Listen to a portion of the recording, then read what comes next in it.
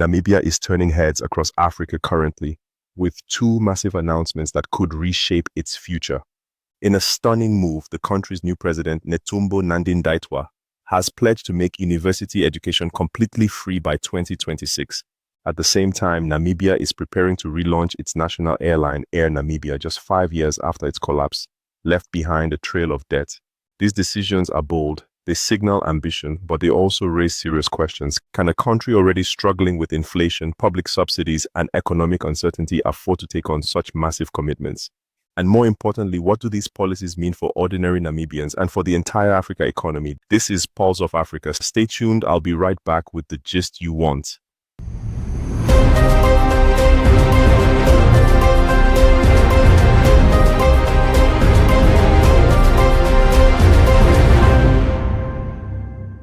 Welcome to Pulse of Africa channel. If you're joining us for the first time, don't hesitate to subscribe to our channel, like, and share this video.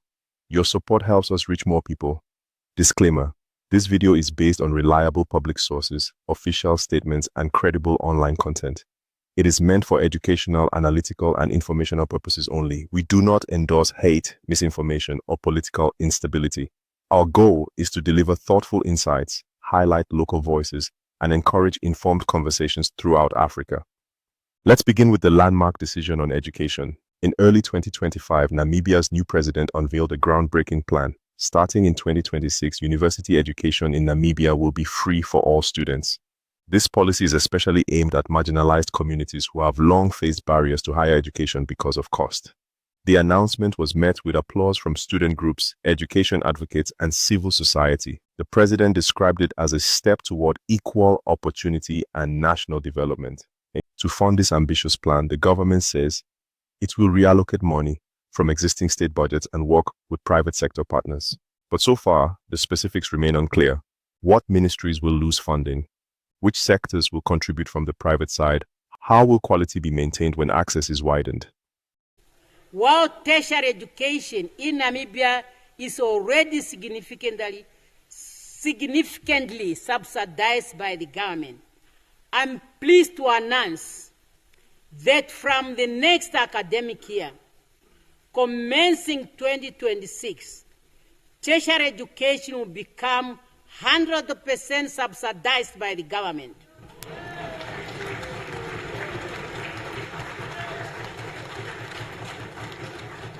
That means no registration fees and no tuition fees. And then you take now the money that goes to the student financial fund. And this money is still going to those institutions. It's only a matter of taking it, lose something on the way, and that is going really to reduce the gap. And if we are going to add, we are not going to add a significant. But I agree with you, we cannot borrow for consumption. But it's also something very interesting, whether borrowing for education is a consumption or it's an investment. So we need to discuss that. These are important questions, and critics have not been quiet. Economists warn that the country's finances are already under pressure. Namibia is currently subsidizing electricity and food to help citizens cope with inflation. Adding free higher education to that mix could stretch the national budget even further. Still, the idea has sparked hope. For many low-income families, university fees have been an unbreakable barrier. If the policy works, it could transform the futures of thousands of young Namibians. The policy is also expected to increase the nation's skilled workforce, which is vital for long-term growth. In another headline-grabbing move, Namibia has announced plans to bring back its defunct national airline, Air Namibia, by the year 2026. The airline collapsed in 2021 under a mountain of debt, over $400 million. Its failure shook public trust and left hundreds unemployed. Now, the government wants to revive it, but not without caution.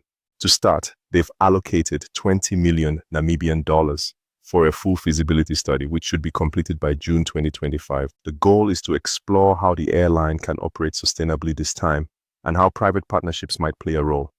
By August 2026, the government hopes to have secured those partnerships and have the airline flying again.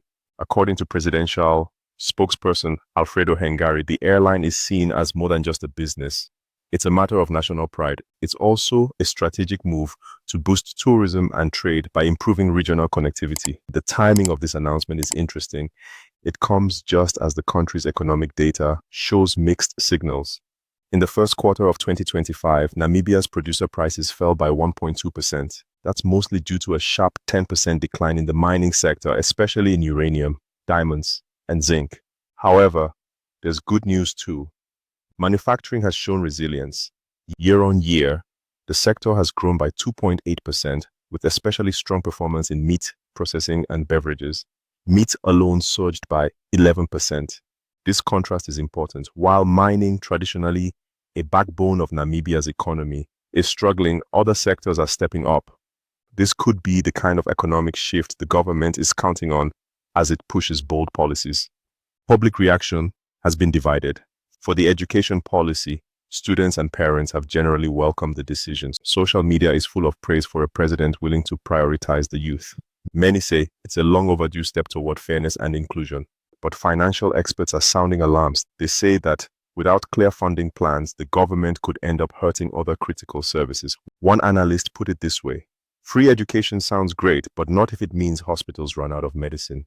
As for Air Namibia, skepticism is even stronger. The memory of the 2021 collapse is still fresh. Many citizens remember how the airline bled money and failed to serve routes reliably. Opposition figures have called for full transparency and public involvement in the feasibility study. They fear this could become another expensive project with limited benefit. However, tourism experts are more optimistic. They argue that a well-run national airline could make Namibia a key hub for travel and trade, especially as the country invests in green hydrogen and infrastructure like the Walvis Bay port. Some African commentators see Namibia's moves as a test case. Can a mid-sized African economy balance big dreams with fiscal responsibility? Only time will tell. But one thing is clear: Namibia is choosing action over caution. Namibia's future is being rewritten before our eyes. Free university education, a revived airline, economic shifts, these are not small changes. They are defining choices. But will they lift the country to new heights or burden it with unmanageable costs? What do you think? Can bold policy work without risking financial collapse? Let us know your thoughts in the comments. And don't forget to subscribe to Pulse of Africa for more in-depth updates and fresh perspectives from across the Sahel and the entire Africa. Thanks for watching. Until next time, stay informed and stay connected.